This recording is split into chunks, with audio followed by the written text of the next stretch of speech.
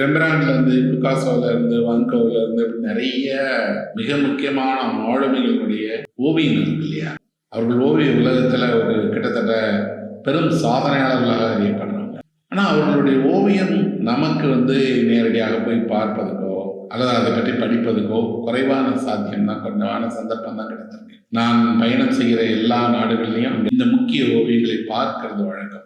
எனக்கு பிடித்தமான உலகத்தினுடைய முக்கியமான ஓவியங்களை பற்றியும் அந்த ஓவியங்களுக்கு பின்னாடியே அது எப்படி வரையப்பட்டுச்சு, அது என்ன அனுபவத்தை தருது, ஒரு இசையை போல ஓவியத்தை எப்படி புரிந்து கொள்வது, ஒரு ஓவியத்துக்கு இருக்கக்கூடிய சிறப்பு எல்லாம் என்ன அப்படிங்கிறத பற்றி எழுதப்பட்ட கட்டுரைகளுடைய தொகுப்பு தான் ஒளியின் கைகள். இந்த புத்தகத்துல ஒரு சீன ஓவியத்தை பற்றி எழுதியிருக்கிறேன்.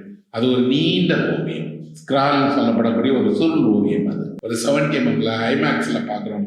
அந்த மாதிரி ஒரு அனுபவத்தை ஒரு ஓவியமே தருகிறது. எவ்வளவு அடுக்குகள், எவ்வளவு உள்ளடுக்குகள், மடிப்புகள், 8 நிமிடம், 10 நிமிடம், 20 நிமிடம் நீண்டு எடுக்கப்படக்கூடிய ஒரு ஷாட் போல ஓவியத்திலையும் வரைந்திருக்கிறாங்க. அந்த மாதிரியான ஓவியங்களை பார்க்க, ரசிக்க, அதனுடைய சிறப்புகளை நம்ம புரிந்து கொள்வதற்கு இந்த புத்தகம் உங்களுக்கு துணை செய்யும்.